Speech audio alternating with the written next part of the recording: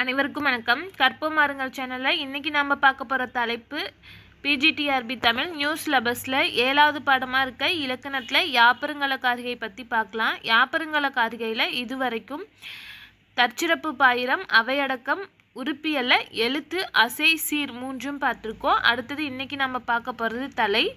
தலை அப்படிங்கிற சொல்லுக்கு கட்டுவது அல்லது பொருந்துவது என பொருள். தலை எனும் சொல்லுக்கு கட்டுவது அல்லது பொருந்துவது என பொருள். சீர்கள் ஒன்றையொன்று தொடரும் முறைக்கு யாப்பு நூலார் தலை என பெயரிட்டனர்.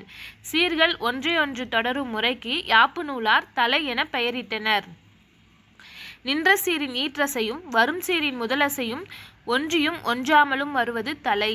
நின்ற சீரோட ஈற்றசையும் வரும் சீரோட முதலசையும் ஒன்றியும் ஒன்றாமலும் வருவதுதான் தலை. நின்ற சீரோட ஈற்றசை வரும் சீரின் முதலசையும் ஒன்றாக அமைவது ஒன்றிய தலை. அதுவே மாறுபட்டு வந்துச்சு அப்படின்னா அது ஒன்றாத தலை. நின்ற சீரோட ஈற்றசையும் வரும் சீரோட முதலசையும் ஒன்றாக அமைஞ்சிச்சு அப்படின்னா அது ஒன்றிய தலை. மாறுபட்டு வந்துச்சு அப்படின்னா அது ஒன்றாத தலை. ஒன்றிய தலைகள் வருவதே பாடலுக்கு சிறப்பை தரும். இப்போ ஒன்றிய தலை ஒன்றாத தலை ரெண்டு பார்க்குறோம். அதில் ஒன்றிய தலைகள் வந்தால் தான் செய்யுளுக்கு சிறப்பு அப்படின்னு சொல்லியிருக்காங்க. அந்த ஒன்றிய தலைகள் மொத்தம் 4. என்னென்னு பார்த்தோன்னா நேரொன்றாசிரிய தலை, நிறையொன்றாசிரிய தலை, வெண்சீர் வெண்டலை, ஒன்றிய வஞ்சித்தலை. நேரொன்றாசிரிய தலை, நிறையொன்றாசிரிய தலை, வெண்சீர் வண்டலை, ஒன்றிய வஞ்சித்தலை. இது 4ம் தான் ஒன்றிய தலைகள் அப்படின்னு சொல்லியிருக்காங்க. இந்த 4ம் பாடலுக்கு சிறப்பை தரும் அப்படின்னு சொல்லியிருக்காங்க. அடுத்தது சிறப்பற்றதாக கருதப்படும் பொருந்தாத தலைகள் 3. அவை இயற்சீர் வெண்டலை, கலித்தலை, ஒன்றாத வஞ்சித்தலை. சிறப்பற்றதாக கருதப்படும் பொருந்தாத தலைகள் 3. அவை இயற்சீர் வெண்டலை, கலித்தலை, ஒன்றாத வஞ்சித்தலை. இதுவரைக்கும் நம்ம 7 தலைகள் பார்த்தோம். அந்த 7 தலைகள் நின்ற சீரோட ஈற்றசையில் எப்படி வரணும், வரும் சீரோட முதலசையில் முதல்ல எப்படி வரணும் அப்படிங்கிறத பற்றி பார்க்கலாம். இப்போ நின்ற சீரோட ஈற்றில் மான்னு வந்துச்சுன்னா அதில் தேமாவோ புளிமாவோ வரும் சீர் முதலசையில் நேர் வந்துச்சு அப்படின்னா அதுக்கு பேர் நேரொன்றாசிரிய தலை. அதாவது நின்ற சீரோட ஈற்றில் தேமா புளிமா ரெண்டில் ஏதாவது ஒன்று வரும் சீர் முதல்ல நேர் வந்துச்சு அப்படின்னா அது நேரொன்றாசிரிய தலை. விலமுன் நிறை அப்படின்னா நின்ற சீரோட ஈற்றில் கருவிலம் கூவிலம் இதில் ஏதாவது ஒன்று வரும் சீர் முதல்ல நிறை வந்துச்சு அப்படின்னா அது நிறையொன்றாசிரிய தலை. அடுத்தது காய்முன் நேர் அப்படின்னு பார்த்தோம்னா இப்போ தேமாங்காய், புளிமாங்காய், கருவிலங்காய், கூவிலங்காய் இந்த 4 இருக்கும்.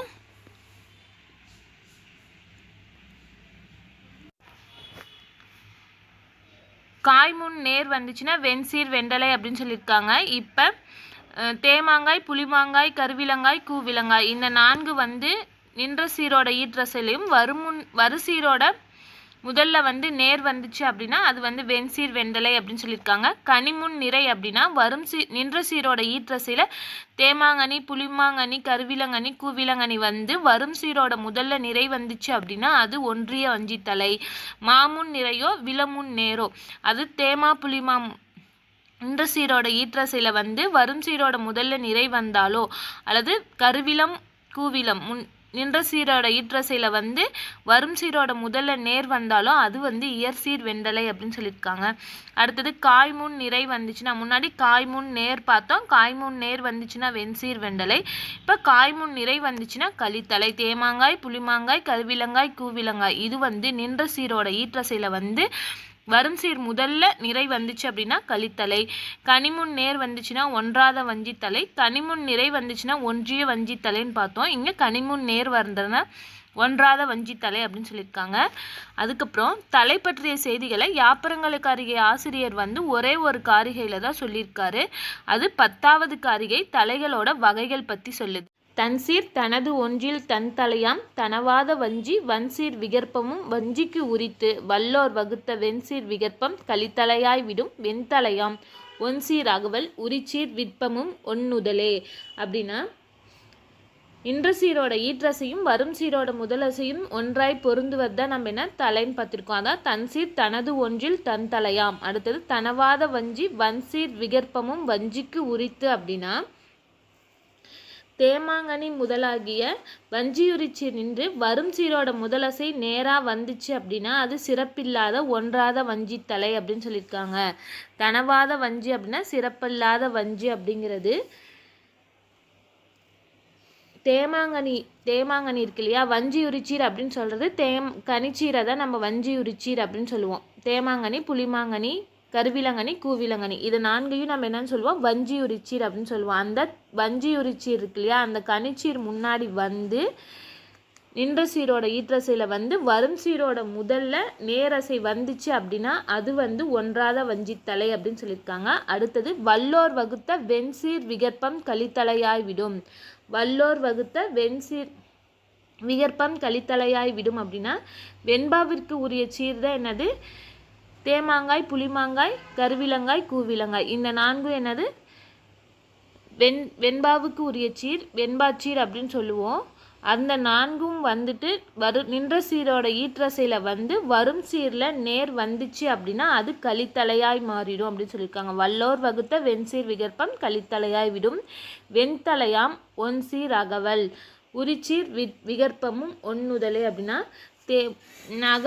அகவல் உரிச்சீர் அப்படின்னு நம்ம எதை சொல்லுவோம், தேமா, புளிமா, கருவிலம், கூவிலம். இந்த 4 தான் என்னன்னு சொல்லுவோம், அகவல் உரிச்சீர் அப்படின்னு சொல்லுவோம்.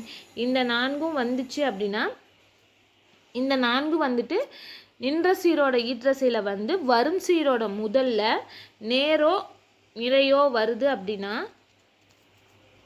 அது வந்து என்ன சொல்கிறாங்கன்னா இயற்சீர் வெண்டலை அப்படின்னு சொல்லியிருக்காங்க.